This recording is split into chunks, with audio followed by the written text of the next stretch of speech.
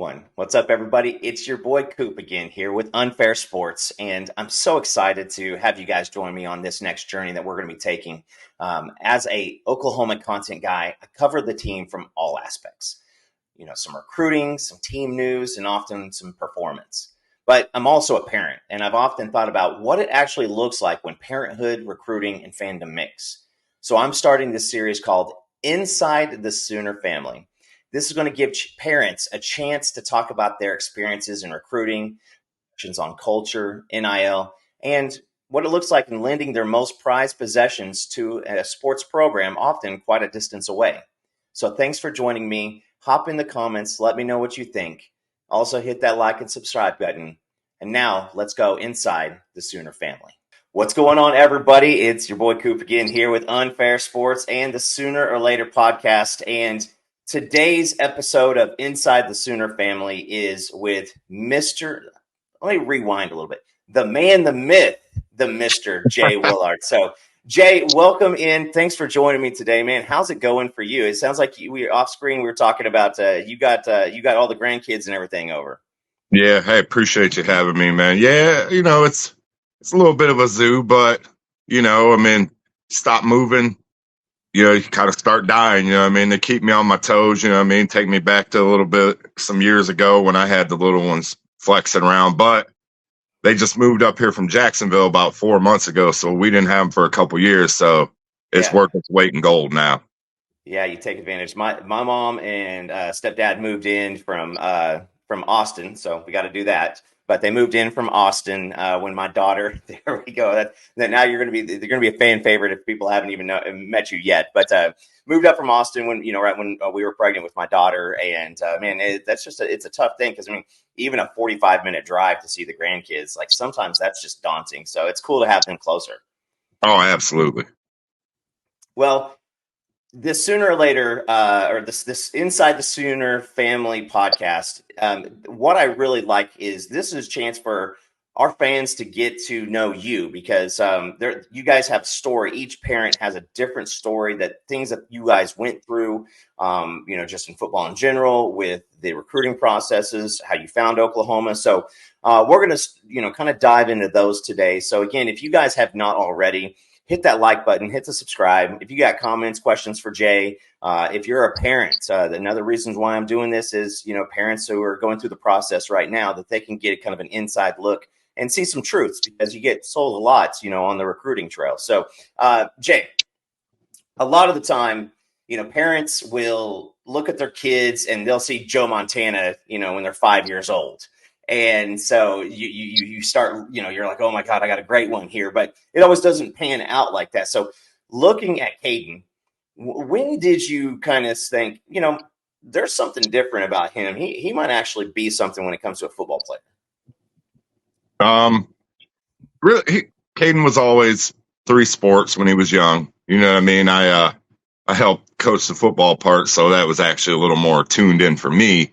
But he really loved basketball. He was always long, but he was pretty skinny when he was younger, and obviously flag football, is a whole different breed. Pretty much any kid, if he gets the corner, he's gone. So he was kind of one of those kids too.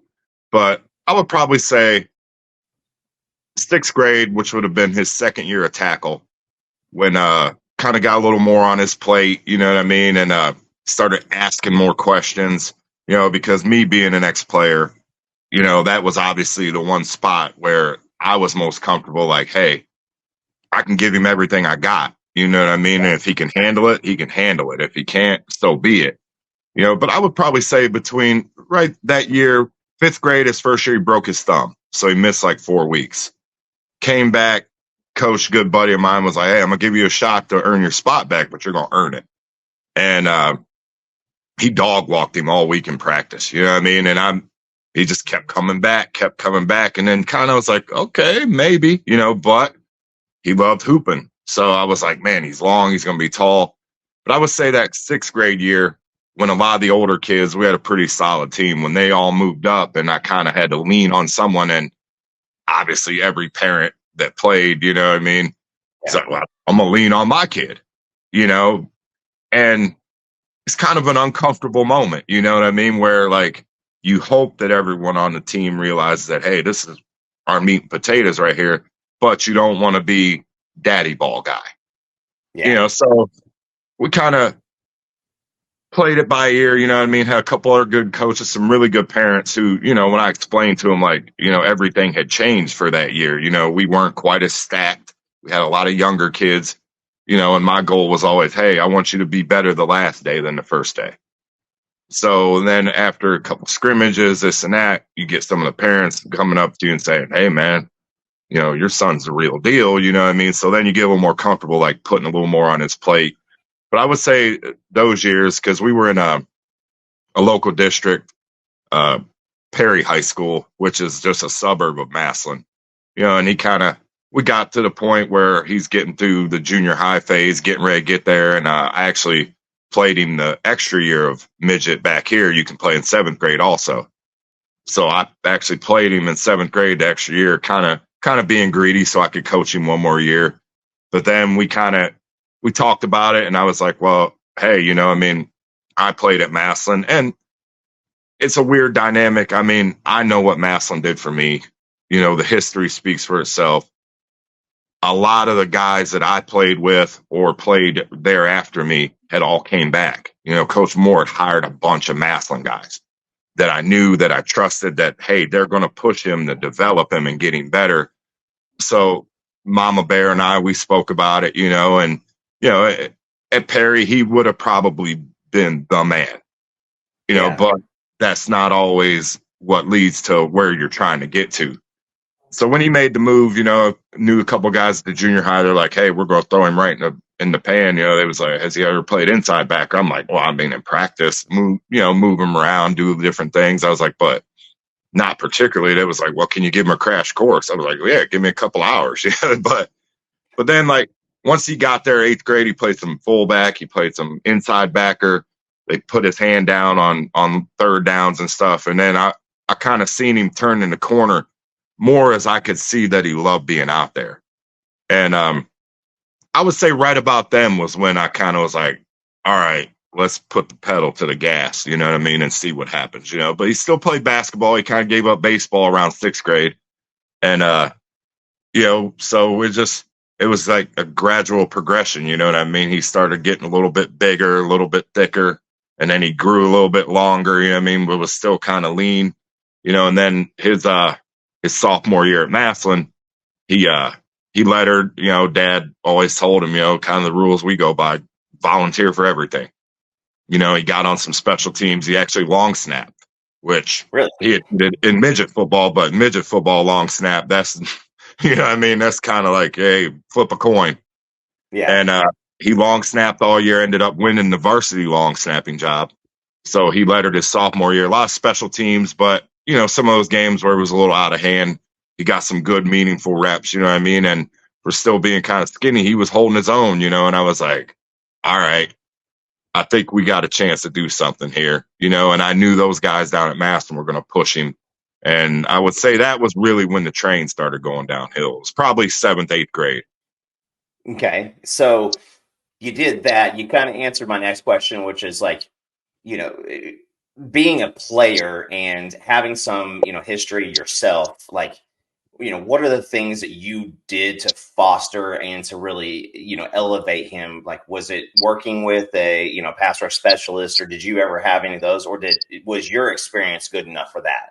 Yeah. I mean, honestly, in the youth league, you know, there was a lot of guys I knew, like, very detail oriented, you know what I mean? And honestly, for me, that was a lot of the stuff that I thought would be most important for him down the road, because the physical part, you know, only the man upstairs got control of that.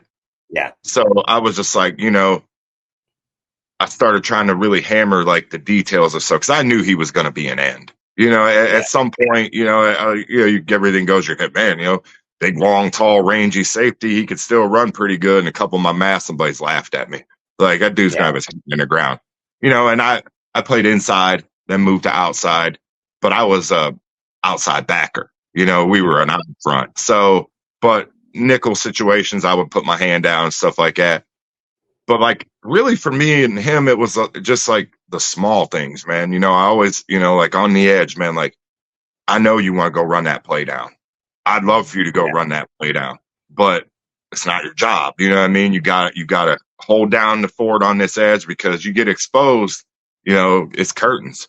You know, in Yeah. the inside, there's a little room for error. You know, on the edge, you really can't. And then he just, he always, you know, I told Coach Miguel and those, you know, you always hope that they're listening to you. You know, and there Yeah. were some That's little 100%. techniques I would teach him that I got taught in college. You know what I mean? I always kind of feel like, you know, I mean, if a kid's in the seventh grade, you coach him like he's in the seventh grade, he's going to play like he's in the seventh grade. You know, Yeah. so I would throw little stuff onto his plate that he's going to need down the road that, like, hey, just put this in your back pocket, you know what I mean? Mm-hmm. And you'll have it for later, you know, but like really just for me, it was just like the experience of like the benefits of it, you know, learning accountability, you know what I mean? Learning how to progress in a team where like, hey, this guy right here is more is just as important as me in everything we do. You know, Yeah. that scout teamer, you know what I mean, giving us a good look every week. He might not play one down his whole varsity career, but his role is just as important as yours. You know what I mean? When you put all the gears in the machine. And I think a lot of it was more just the little ins and outs of football, you know? I mean, you know, being a game of inches, you know what I mean? Holding Yeah. yourself accountable, being on time, you know? And then I said, other than that, you know, the physical part is like, you just got to love it and want it. You know what I mean? Like, you just got to want that action all the time, you Yeah. know? And so 100%. it was more, you know, like we never really went to any trainers or anything like that. You know, I mean, it's not that I don't believe in those guys because I know that they can really do certain things, but you know, how much can you really fit in that 30-minute session? You know, Yeah. like the physical part, you can't really coach that, you know, but like all the details of, you know, meetings and watching film, you know, and that's like I would always tell them, you know, I was like, it's hard for me to watch football with a lot of people because I watch it like film study. Yeah. It's just happened. You know what I mean? Like I'm always the guy walking down to the end zone because I want to see the end zone copy. You know what I mean? So I can see where everything's kind of fitting together. And but yeah, he just kind of, you know, like I said, them guys at Massillon, they were getting him ready. You know, I mean, I knew I trusted them and like every little thing, you know, see something on Friday night, I'm like, hey, I did notice this. Just hey, be careful, you know, getting greedy like that. You know, you made the play today, but if you don't make it next time, you know what I mean? I was like, it's bad news. And like you always wonder, man, is he listening? Is he listening? Because Caiden's so quiet. You know what I mean? Like he's just very focused, very detail oriented, just quiet dude. You know what I mean? A lot of fun. He's not like, you know, he sits there in the corner, you know, sucking his thumb, but he you always hope they're listening. And then as the years progress and I seen what he did, and then these coaches start putting more on his plate and he's just taking it and running with it, it's gratifying to know that like, you know, the one thing I consider myself really good at that I could really give to him, he took it all in stride and was listening all those years. Not like, what do you know, old man? Yeah. No, I mean that's great because I mean obviously you see the coaches, they start noticing stuff. You see the parents. You know, again, I'm at under 10 soccer, but you know, people have already been coming up to me for the past couple of years about my daughter, and like you know, she's a little different, so it makes you feel good. So you feel good, like you know, maybe you know how hard do I push? And it sounds like I mean you guys had a pretty good understanding about that. So And to keep that humility, you know, to keep yeah, keep that humble part. about it. You know what I mean? Like there's ways if you're a better player, you know, there's things you can help this kid to become a better player. You know, don't just hog it all up. You know what I mean? And a lot of it, Yeah, you know, like effort, you know, excitement. That's all contagious. You know, I mean, I don't care where you're at. You know, I mean, if you've got 4 or 5 guys that are pushing everyone to the limit, you're in good shape normally. You know, yeah, but and that was the one thing that he was always consistent with. Like it was always 100% all the time. You know what I mean? I told Coach Venables, I was like, he's a hand behind the line guy. He always yeah, has, you know, not on the line. And like that is important. You know what I mean? When you get into details of, you know, assignments, you know, responsibility, everything like that. And like, if I could say that I was most proud of anything on the football field, it was that. Because like when he left Massillon, all Ohio a couple times, you know what I mean? And then COVID hit, and then the recruiting was just kind of almost like a crapshoot, and then he got to Miami, and you hear from them like a couple weeks in, like, hey man, we'd like to slap a red shirt on this kid, but we can't. We need him. You know what I mean? He was like, he picks everything up quick, and then you kind of, want to pat yourself on the back, you know what I mean? But you also know that the work has just begun, and he's one of those kids who I never have to remind him of that. Yeah. Well, you transition well, so I know that we talked about that a little bit off screen. It was you guys got to deal with the COVID year, and we won't, I mean, God willing, we won't have that situation happen again. But when did the recruiting letters start kind of trickling in, and for Caiden, and how did that change your mentality as parents at all? Yeah, I'd probably say the end of his junior year. Because at Massillon had a pretty good run, 4 state title games in a row. Unfortunately, 3 in a row, 4 out of 5, fortunately on the long end of that one all those years. But, the longer you play, the more eyes are on you, and at Massillon, it's kind of, it's one of those spots where if guys are going to be recruiting, they're going to show up at some point. And he started getting hot with a lot of 1AA schools at the end of his junior year, but he was still pretty, he was listed at 210, but he wasn't 210. He was probably 6'2", 200, playing at that kind of that hybrid outside backer, hand down sometimes, hand on, and then, play against Akron Hoban and then Cincinnati LaSalle, like he was getting battle tested.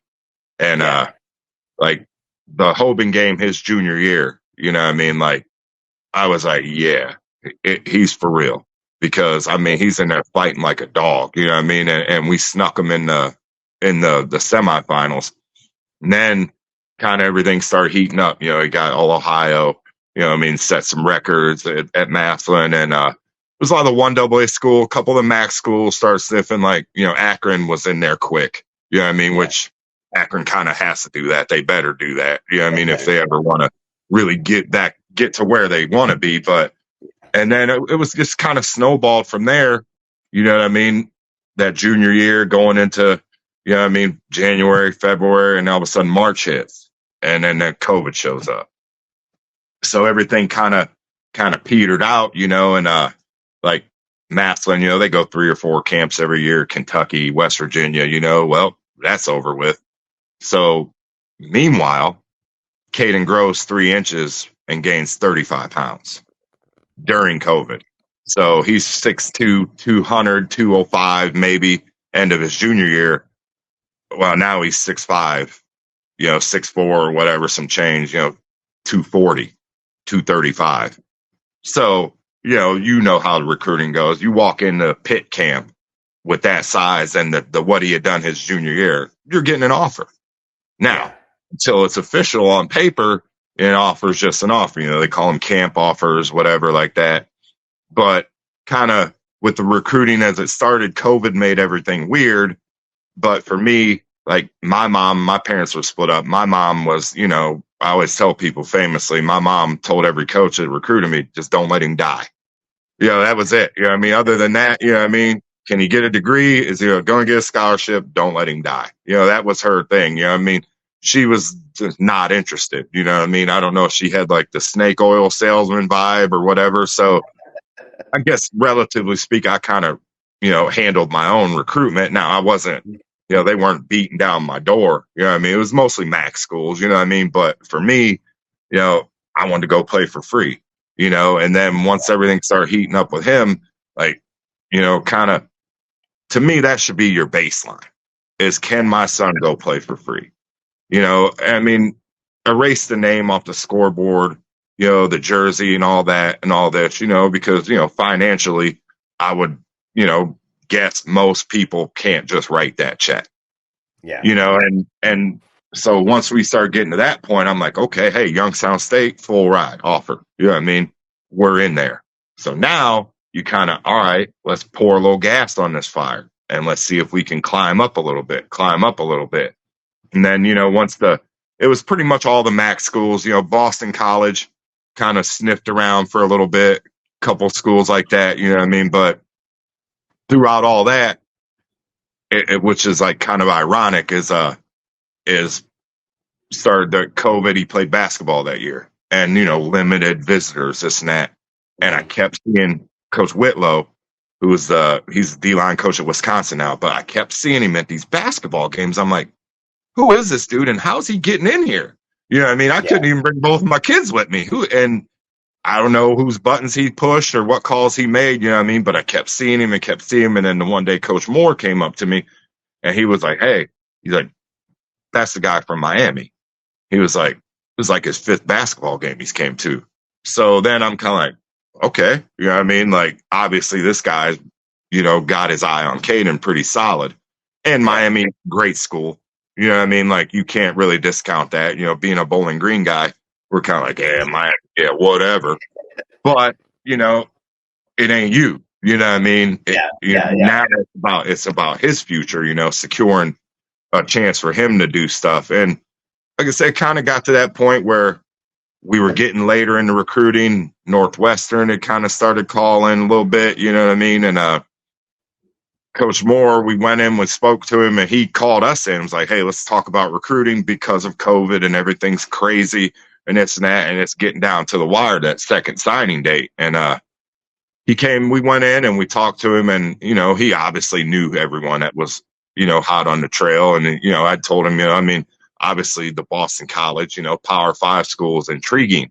I was like, but it seems like they got cold feet. And then he was like, he goes, I don't think they're going to pull the trigger.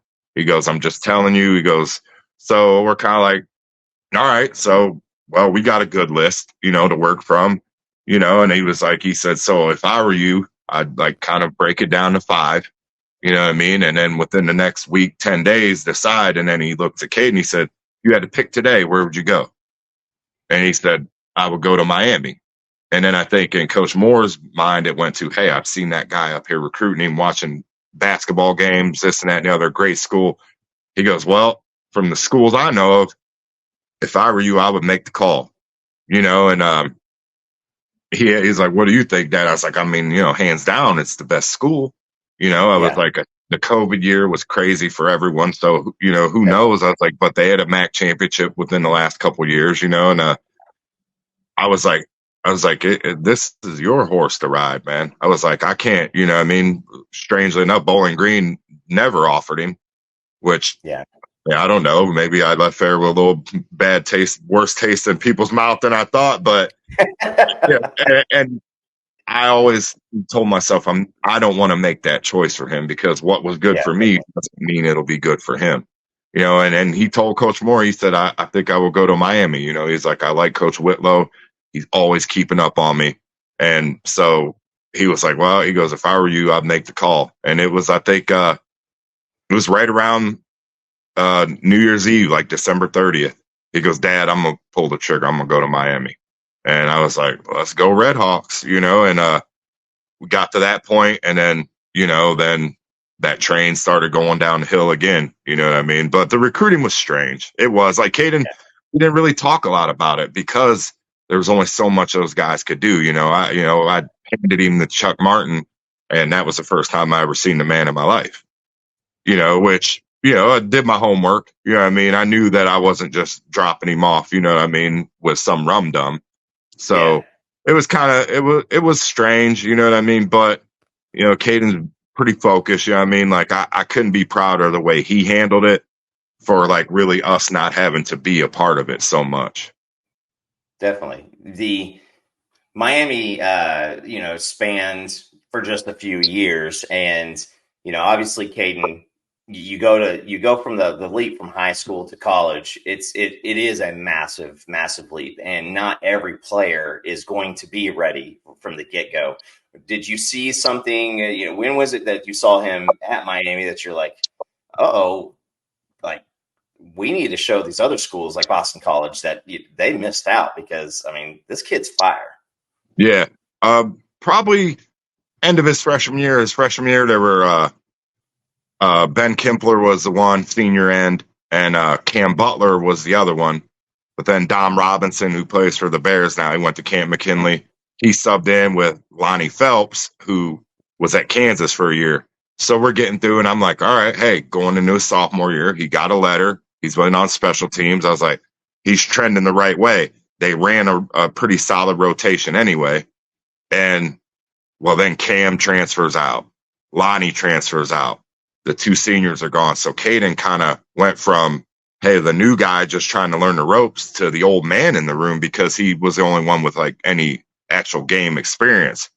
So it was like kind of once again, you know what I mean? You know, well, out of the grease into the frying pan right away. And I told him, I said, hey, I was like, the show's yours now. You know what I mean? I said, you become the old man in the room now. All these other guys are new. A couple transfers came in, you know, and he was ready. You know what I mean? Like he started all year that, you know what I mean, going into his sophomore year.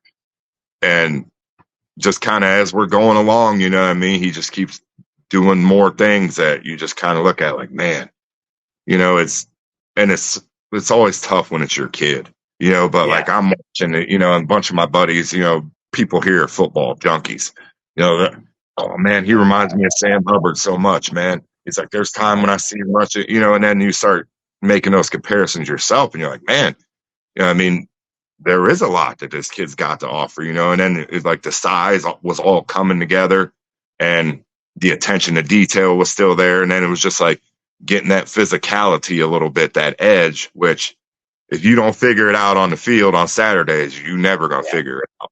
So, you know, he started getting moving, doing that, you know what I mean, against Cincinnati. You know what I mean? Got a sack, got to the guy a couple times, you know what I mean? Put him on his head. So, you know, I mean, that kind of gets you excited, like, man, you know what? The sky's the limit, you know, for this kid. And then, you know, I always told people, you know, I mean, like, I was a good MAC player. It was perfect for me. Caiden was never a MAC player. I mean, that's where he was at, you know, but, you know, like I said, the God's plan is God's plan, you know, and he took the long way, you know what I mean? But the way everything shook out, you know what I mean? He improved from his junior or sophomore to his junior year, you know what I mean? Doubled his sacks, you know what I mean? They did more with him, moved him inside, played him outside, you know, stunting, looping. Like they just kept putting stuff on his plate and he just kept eating it up and asking for more, you know, and it was just kind of that point to where you're looking back, like you said, like, yeah, you know, Boston College here, how you like that? You know what I mean? And then the team down the road in Columbus, you know what I mean? You're like, you know, I mean, okay, well, fine. You know, it doesn't matter.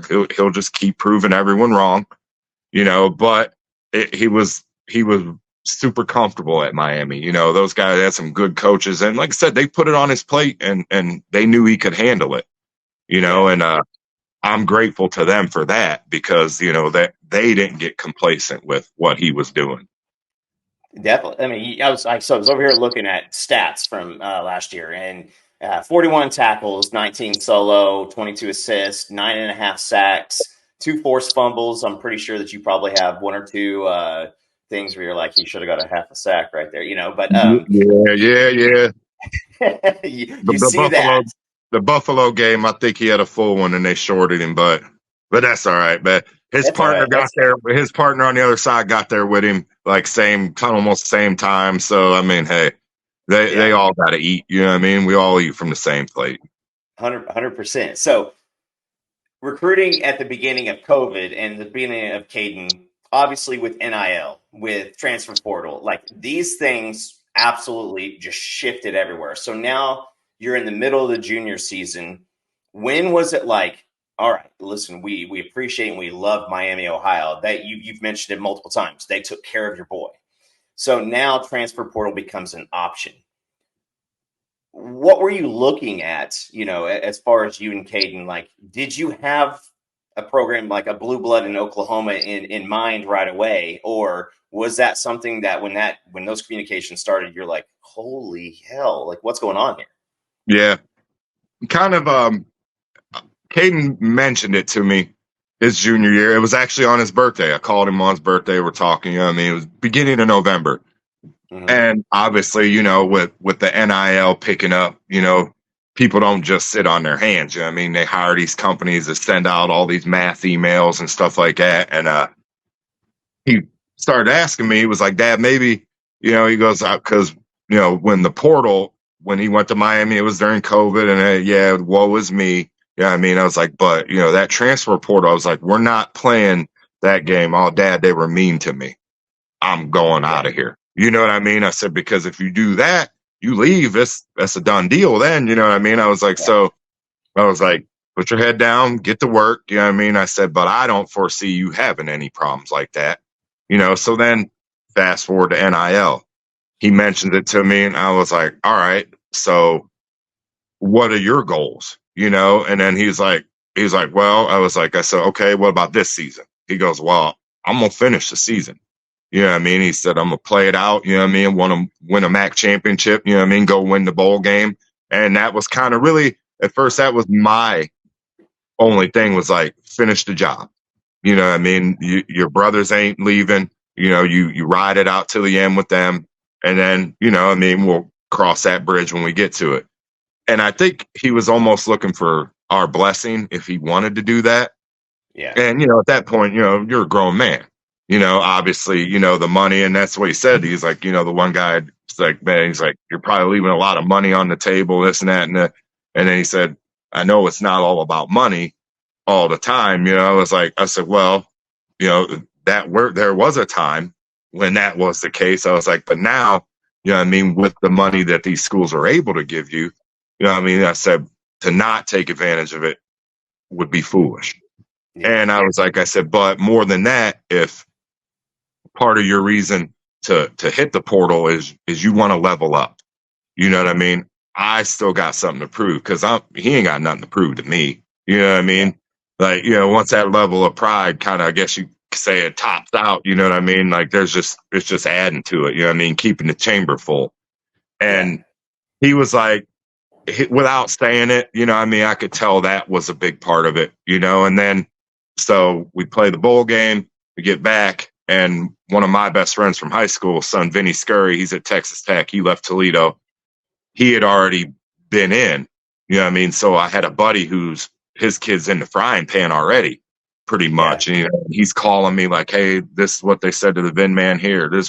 So that was, reassuring to know someone that was in there because, like I said, without having gone through the recruiting the first time, I was like kind of, so then when I called him, I said, all right, Caiden's hitting the portal tomorrow.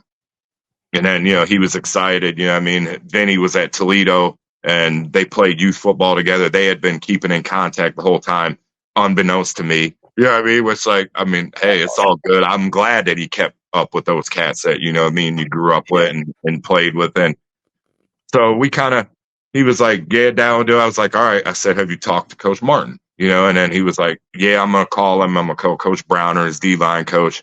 And I was like, well, you got to decide. Are you going in and all bets are off? You're not going back to Miami? Or if you don't really get a good feeling, do you want to go back to Miami? And he said, the latter. I said, well, you got Coach Martin. See if you can get his blessing. If, hey, Coach, I'm going to dip my toes in the water. If it's nothing that I feel comfortable with, I'm coming back. And Coach Martin, all them guys, were like, absolutely, we'd take you back in a heartbeat, and they did everything they could to keep us there, but at that point, he had kind of made up his mind and he jumps in and all right, a couple hours go by and then it was just like someone opened the door and was like, oh, we didn't know he was here, and it was Minnesota, Indiana, Purdue, and a couple of those guys had guys from the Miami staff that had moved on to those schools. So I kind of knew some of those were coming, but then it just kept going, Mississippi State, Missouri, and then later that night, he comes up the stairs and I always say he looked like a cat with a bird in his mouth. He has this grin on his face. And I thought he was talking to some girl down there, maybe, one that almost got away. And he was like, Dad, I don't know, man. I really like this DN coach at Oklahoma. I'm like, Oklahoma? Shoot, I like him too. Yeah, I was like, and then, Oklahoma, I'm a football junkie, you know what I mean? I know Yeah. the list, you know, and I'm thinking in my head, I was a Bosworth nerd. You know what I mean? Back in the day, war number 44. Did you have the haircut? Did you have the haircut, Jay? Actually, it was more of a faux hawk. Your dad wasn't Okay. here. He That's wasn't awesome. here in the full mohawk, but it was back then go both ways. It was Tom Rathman on offense and it was Yeah. Bosworth on defense. Yeah, I mean, both of them was just meathead that'll smack you in the mouth, and that was Yeah. me. But I'm like, all right, Oklahoma, and he was like, yeah, Miguel's gonna FaceTime us tomorrow. I'm like, all right, good. Now this was the first, 10, 12, 14 schools.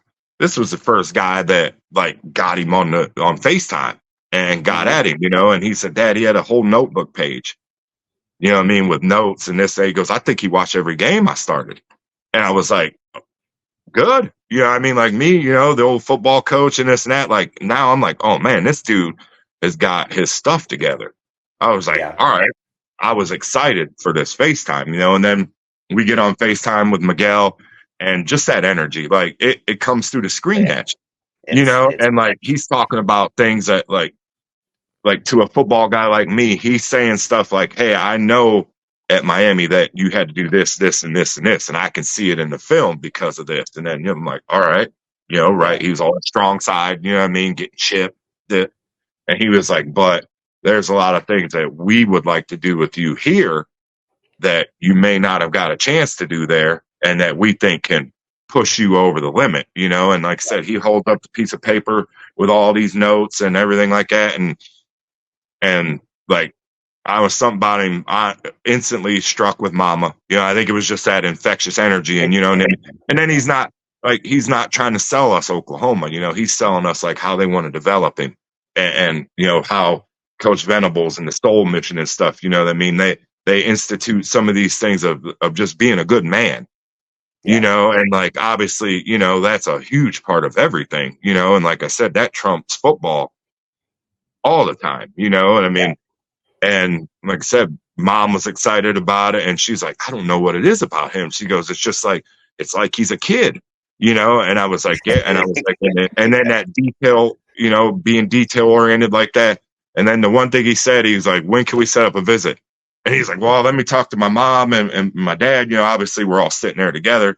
He goes, and Yeah. we'll try to hammer out the details. He goes, well, I mean, let's get it together. Call me tomorrow. Let me know. He goes, I want to get you first. Oh, phone fell. He's like, I want to get you first because I'm not letting you leave. Yeah.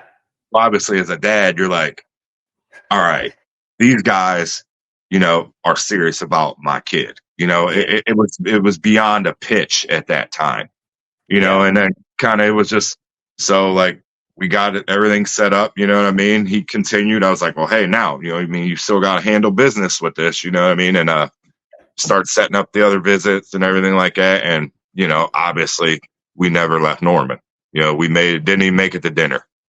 Wow. But it was, it was like I said, a lot of the stuff, we didn't meet BV until we got there, but like Miguel, and then when we got there with the Soul Mission meeting and everything like that, and we had all told him like, hey, whatever you're gonna do, whatever you decide, I mean, that we're behind you, and it was just for us, for me, and like I said, I can't really speak for Caiden. Like if I had to guess, I think Miguel was really the one thing, you know what I mean, that just something about Miguel and Caiden clicked so quickly that I think it would have been hard for anyone to pry him out of Norman. But like I said, knowing the history of Oklahoma and this and that, it was like Coach Venables, Coach Bates, the man, Candy Bacon, Coach Bates. Yep. Every time that seals the deal. And just like talking football with them and them talking about like life goals for these kids, like it was kind of one of those things like they knew they didn't have to pitch Oklahoma to me.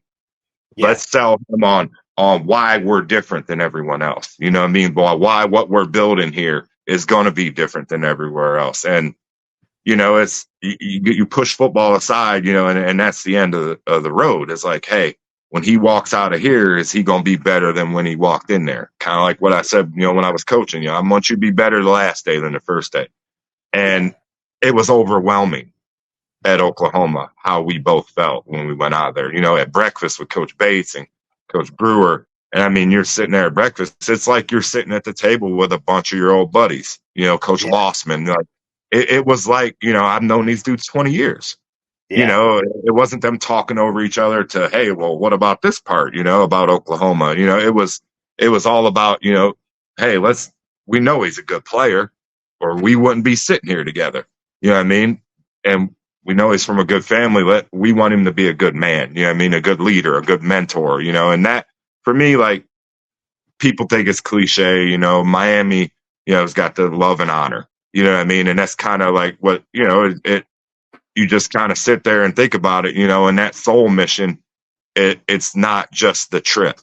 You know what I mean? It's not just the 2 weeks in Africa.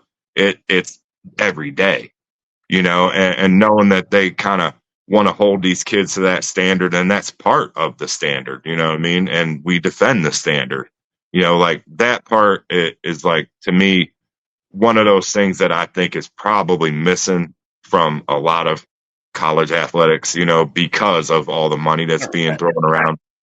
Yeah. But I mean, it was just, like I said, it was kind of a blessing in disguise. You know what I mean? He took the long road, you know what I mean? But, like I told him, I said, hey man, I was like, I'm proud that you went for it. You know what I mean? You could have, and I'm not slandering any other program, you know what I mean? But you could have went the easy route. I'm going to go to this spot where I know I'm going to play. I know I'm going to start. I'll be the best player out there. Like, I was like, no, you went, let's go with the big dogs, and I mean, there's a pretty short list, you know what I mean? So, I mean, like it's overwhelming a lot of times, as a dad, as an ex-player, you know what I mean? It's like what you always wish for, you know what I mean? But there's still days where I wake up like, dang it, man, he's a Sooner. You know what I mean? And the SEC, you know what I mean? All my buddies, that's all, all they talk about. Oh, yeah, what's the closest game he's got here? You know what I mean? I was like, it's like that ground, the wave, you know what I mean, was picking up back here too. And like, our town's nuts about it, you know what I mean? And like everyone in the city is a Sooner fan now, and like I said, I think, Awesome. well, I'm going to say, I think single-handedly, Caiden kind of washed away the Baker planting the flag in the O. You know what I mean? Oh. Caiden was salty that day, man. He was mad at Oklahoma. But I think now we got him back on track. Like, all right, Bake, and his Cleveland time, you know what I mean? Which, that's a whole nother story. But hopefully, you know what I mean? He's kind of going to bring that, you know what I mean? That Sooner, mystique a little bit back here, you know what I mean? And hopefully we can get a little pipeline where every now and again, you know what I mean? Coach V sneaks down to Stark County, snatch a couple guys, you know what I mean? Head back to Norman. Definitely the best players. Well, so you heard the soul mission, which again, it's a separation. It's real. So talk about that, because promises. I mean, listen, when you're buying a house, when you're dating, when you're job interviewing, like, you're kind of like showing the best of you most of the time. And so same thing with recruiting is these coaches, I mean, they got to show the best of them. My grandfather always said, if you always tell the truth, you don't have to remember what you said, because you're just speaking from your heart. You're just speaking the truth. So have you seen that play out? Have you seen those pieces of the soul mission and what they talked about developing Caiden as a better man of God? Like, have you seen those things play out so far? Yeah. Like 100% too. When we talked about it, they're picking their destinations, and I was like, I mean, I would go South Africa or Rio, you know what I mean? I said, you're going to make it to Hawaii sometime again, brother. Yeah. I was like, your dad ain't never made it there. I was like, I got no worries. I know you'll be there at some point.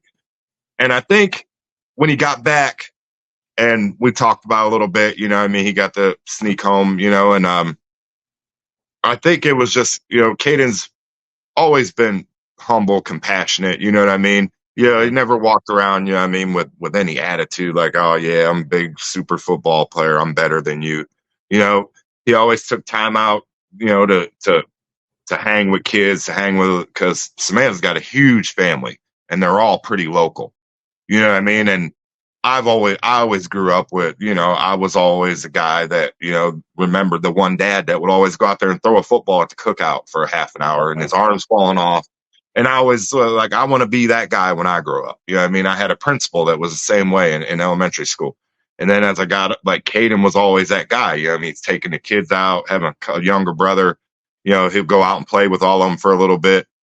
And I think when he went down there to South Africa and they did some stuff with the soccer fields and everything like that. And I think just him going there and seeing, people that, it's not a pity party. You know what I mean? Like they don't got nothing and they're happy with that, and to take that part of it of understanding of how many blessings you really do have, everybody's got problems, you know what I mean? But like, when you kind of, tip the scales with your problems versus your blessings, you know what I mean?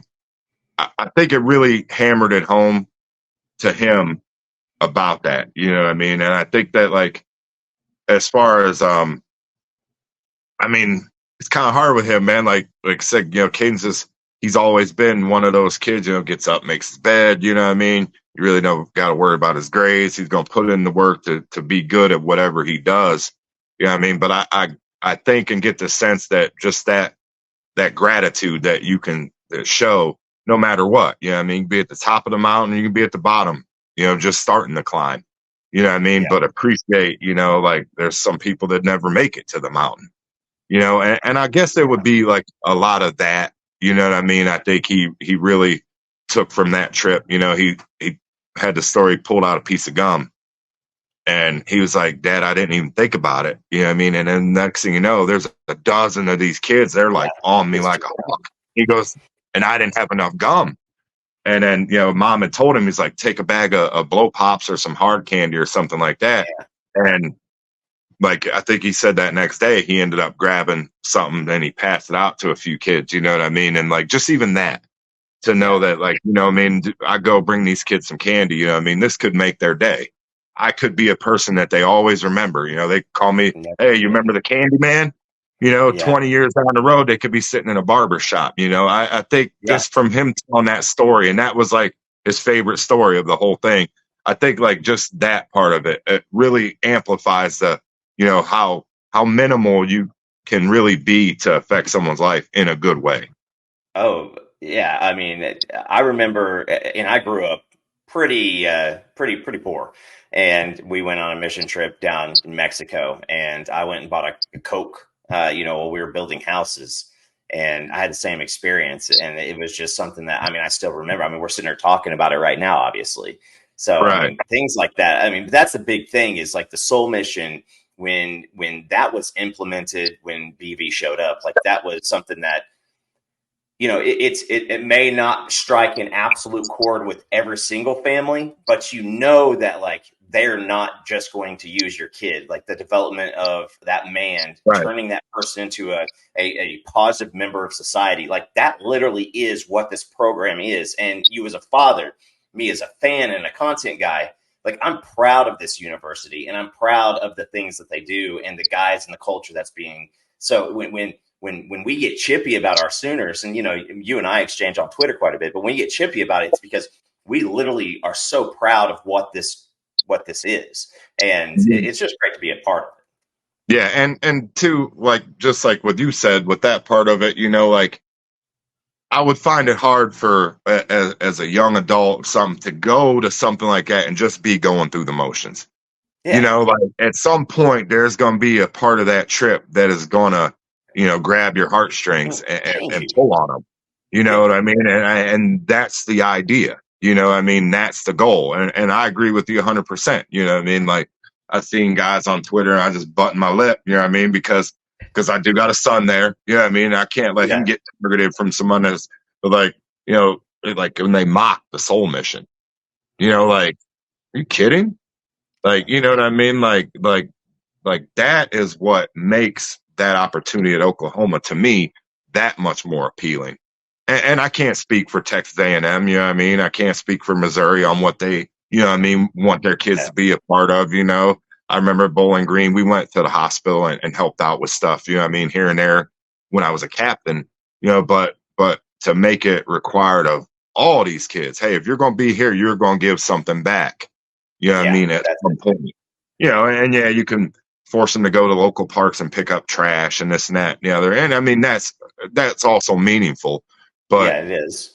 the people part of it, you know what I mean? Figuring, pulling that core, like, of like, we're all in this together one way or another, to be able to pull that out of those young men, and who knows, those guys get it there, end up, being a mentor, moving down to South Africa, and you never know what could happen, but when you put them in that different arena of just being a good person and being a good man and caring about, your fellow man, you know what I mean? Yeah, I was like, that is like one of those things that, that's why you go to church every Sunday. And when you're growing up, you know what I mean? That's why, your folks always teach you to share, what I mean? Because, when you can make it bigger than you, hmm then to me, that's winning. You know what I mean? Who cares yeah, about stats and wins and losses and this and that and the other? I walked out of here better than when I walked in. And I yeah, think that Coach Venables, Miguel, Coach Bates, like they don't just say it, you know what I mean, to get you in the building. Like they mean it. yeah, 100. Sometimes I text Miguel and them just out of nowhere, you know what I mean? I'll hit him with a boomer sooner, you know what I mean? And like when Toby Keith died, obviously I never met the man, you know what I mean? But I knew Coach Venables and them had become close with him.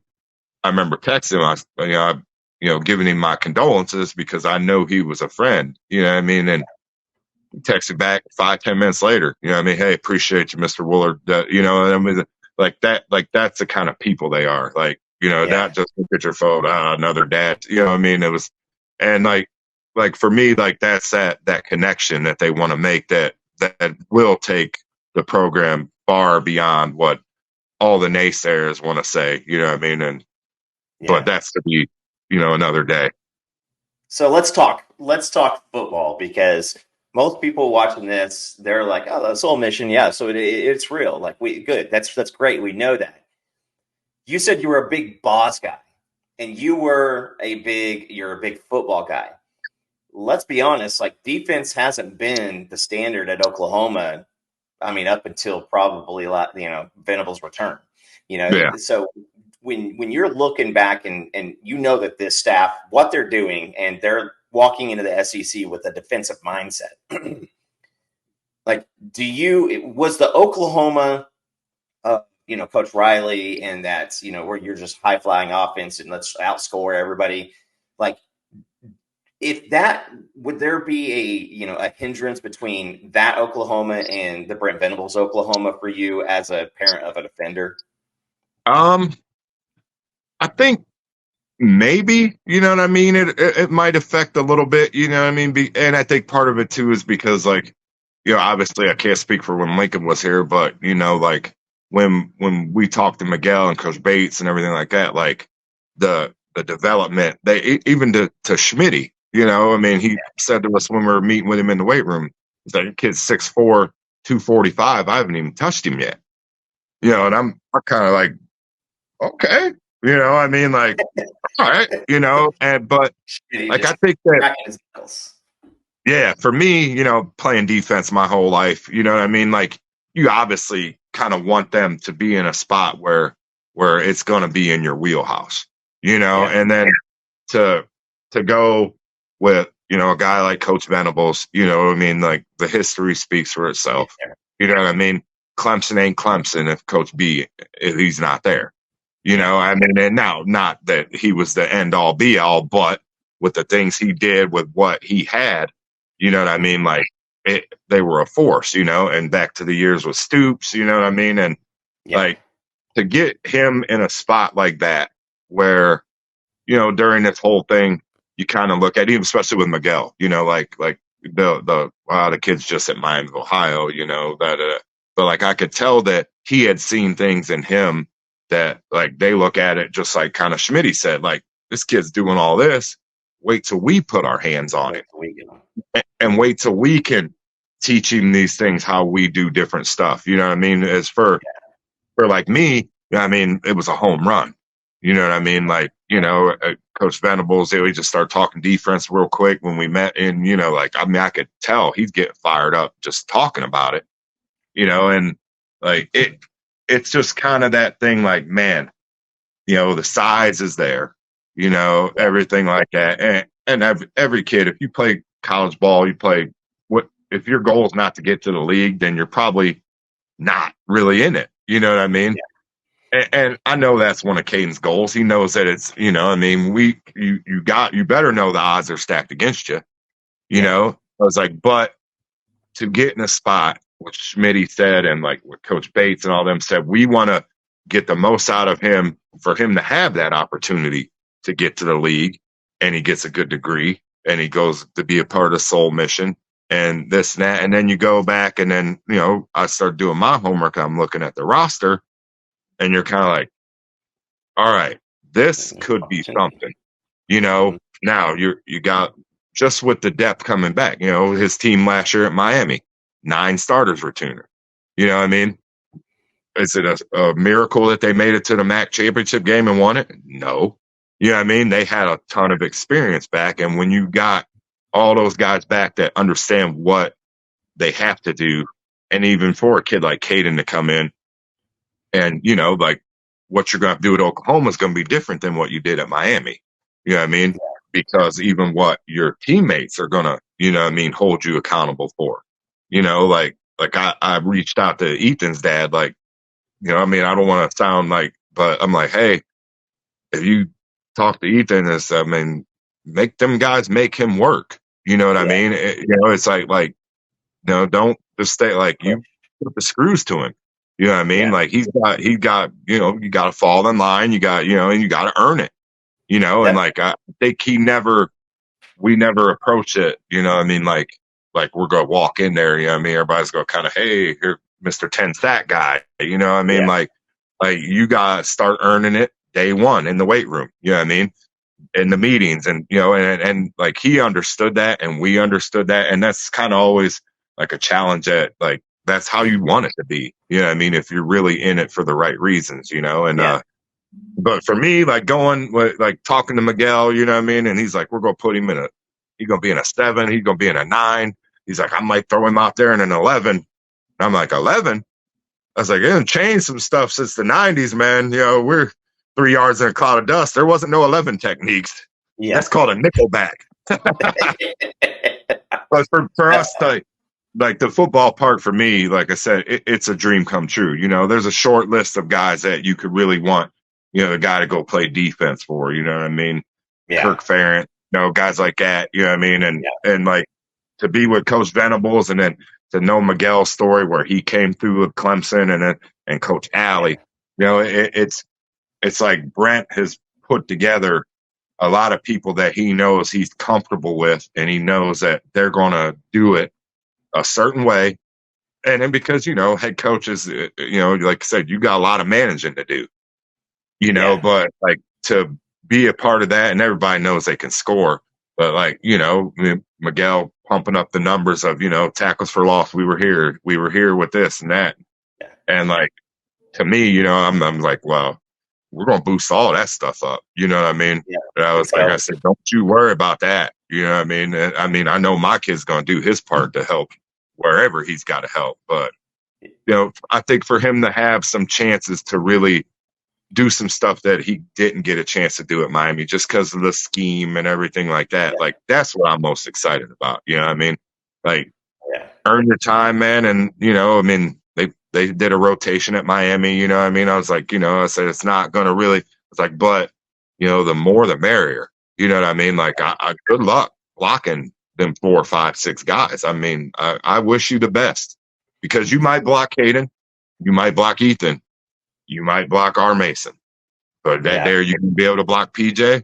You know what I mean? Or you going to be able to block Ethan and Caiden out there, or Caiden and PJ, or R. Mason and Pete? Like, good luck.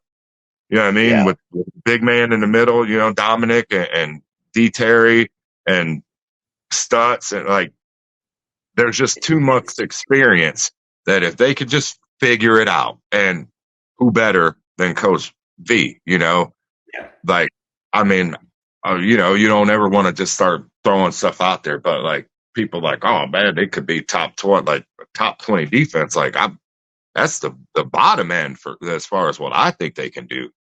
I mean, but that everything on paper don't matter until Saturday afternoons. But Yeah. like, and I could tell like Caiden just a little bit. We talk about like he knows and they know and like everyone knows is that like everyone's talking S about him.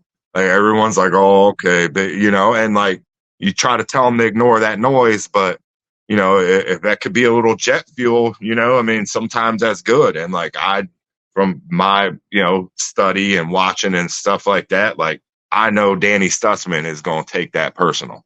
I know Yes. Ethan will take it personal. Billy Bowman, like, okay, you're going to find out. You know what I mean? And like, I know Caiden is built that same way. You know what I mean? Like, all right, you guys are all thinking we're just going to show up and do this and that. You know what I mean? Because fine. You know what I mean? We'll see you on Saturday. It's And like that lunch bell. yeah, that's that was like part of the thing with back here, you know what I mean? Everybody back here, his dad's worked in the steel mills and this and that, it's just like, and everyone I've met out there, it seems like they're all, guys out in the oil fields and this and that. It's like, we're going to show up, we're going to put our 8 hours in, and we're going to make you miserable for all 8 of those hours. I mean, with the nutty professor line, when they're arguing at the table, he said, you can walk over, but you're limping back. And that's like, that's all I was always told Kate. You know what I mean? When you show up to fight. You know what I mean? If they get the best of you that day, you tip your hat, you know what I mean? You shake their hand, and then we'll get you next time. You know what I mean? And I think this team, defensively for sure, is going to have an attitude that's going to be reminiscent of Boz and a lot of those guys. Like, we ain't taking no mess from none of you guys. I don't care who you are. And that should be everyone, you know what I mean? But going into the SEC and the Big 12 was just, you know what I mean? A dog and pony show, throw it all over the place, this and that and the other. I mean, sometimes you got to run the race that you're in. That doesn't mean that was how, the Coach Venables and them, I promise you, they didn't envision it like that. When they were at Clemson, you know what I mean? When it came down to it and they had to get stops, they got stops. Yeah. You know what I mean? With Skowsk and Brees and, Wilk. I mean, like, and I think these kids are going to take it personal. And like, from Caiden, like, it seems like they got this brotherhood going that we don't care who gets the credit. You know what I mean? At the end of the day, as a group.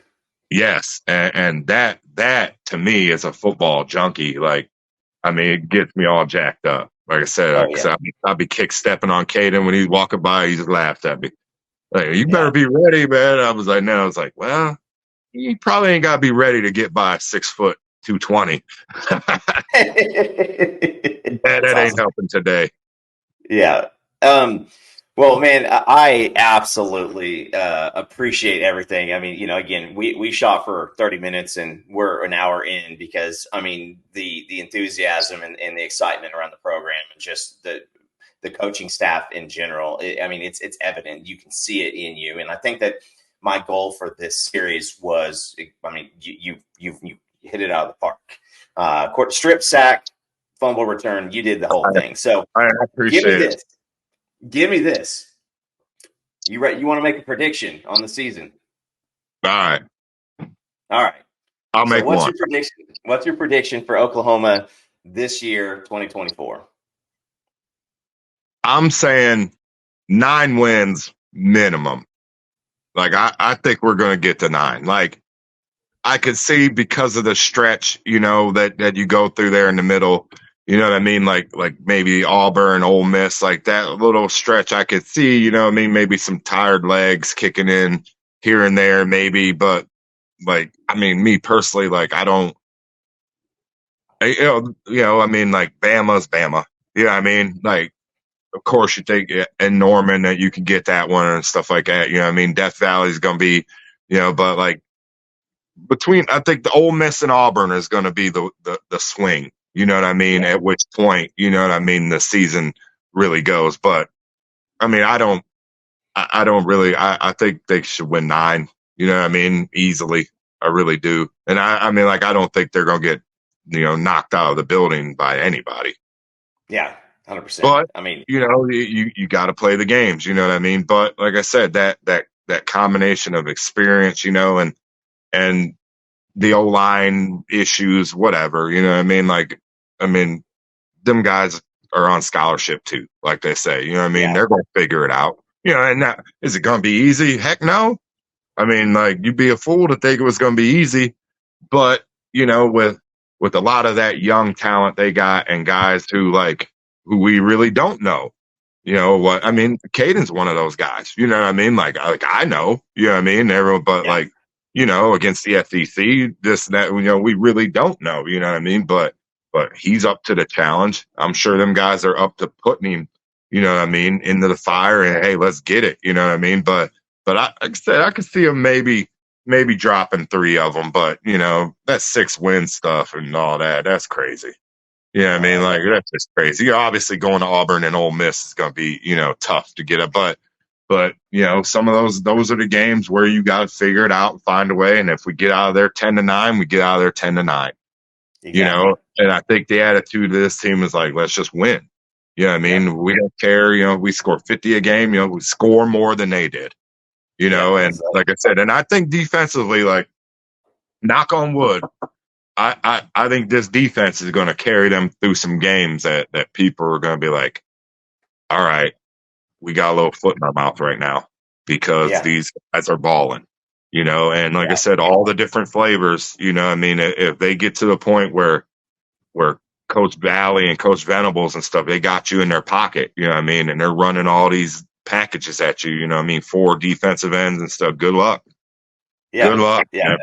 It's Brent Venables literally has every tool that he's ever wanted on this defense right now, and man, I'm excited. So, Jay, I love you, brother. Man, you're part of the Suter family, and man, as a great ambassador up in Ohio, man, I can't tell you enough. Thank you so much. Hopefully, we're going to connect down in Norman at some point this year. But man, I appreciate you coming on. Thanks for joining us today, man. Hey, I appreciate it, man. And shout out Sooner Nation.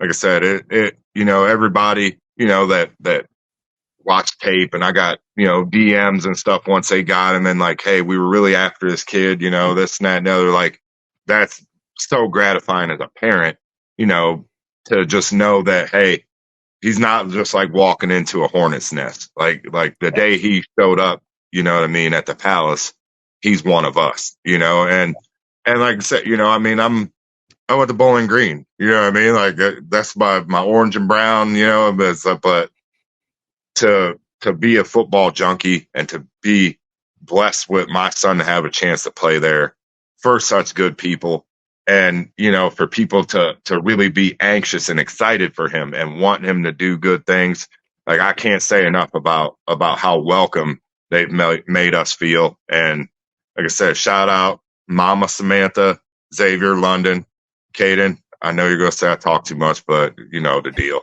But hey, Hey, we're glad to it's be all a good. part of it, man. And we're gonna make it out there to whatever games we can. And like I said, we'll be Boomer Sooner, and you know what I mean. And then maybe that championship game, I'll be riding that schooner out on the 50. That's Love like I it. told them. They keep, they still with Caiden, you know what I mean. Start sacking this, that, that. That's what I told them. I said, hey, if he gets to them numbers that they're putting up on this game, I mean, geez, you guys use someone else every now and again, man. But that's what I told him. Hey, if he gets anywhere close to any of that, you know what I mean. But I think Sooner Nation's gonna be real happy with what they got because, like I said, he's blue collar. I'm gonna show up. I'm gonna put my work in, and like I said, he comes to fight. You know what I mean? Like he came to fight. He didn't come to make friends. You know what I mean? So if you guys want to line up against him, have fun. You know what I mean? But Boomer Sooner, horns down, baby. Gotta give it. Gotta give it. So, Appreciate guys, it, man. again, thank you, You, Jay. And if you have not hopped down into the comments yet or hit the like, subscribe, also share because you want your Sooner folks and friends to see what Jay had to say today. So, Jay, love you, man. hey, love you, man. Take care. Boomer Sooner.